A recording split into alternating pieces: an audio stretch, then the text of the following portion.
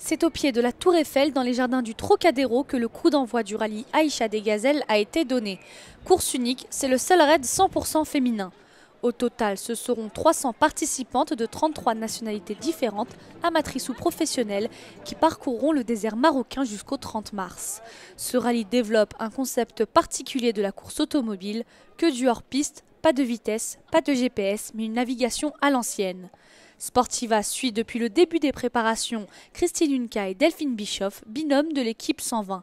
Elles abordent leur 5e rallye ensemble et donc se connaissent par cœur. On se dit plus ce qu'on a à faire, on sait exactement ce qu'on a à faire, donc ça se fait naturellement à vrai dire. On se pose plus trop la question finalement.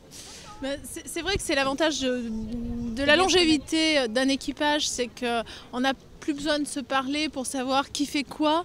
On ne se cherche plus, on se connaît parfaitement bien. Quand il y en a une qui va moins bien, il y a toujours l'autre pour la remonter.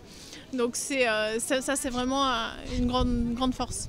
Une force qu'elles vont pouvoir mettre à disposition de la team D-Max officielle.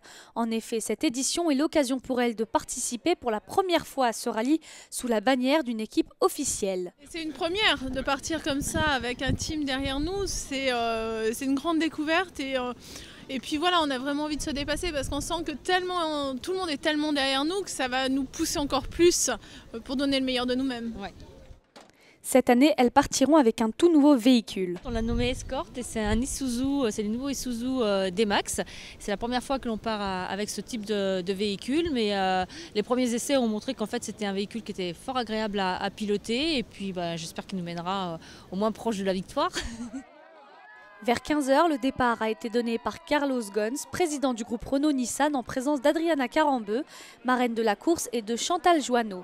Un départ devant une foule immense. Rendez-vous le 30 mars pour connaître les noms des gagnantes.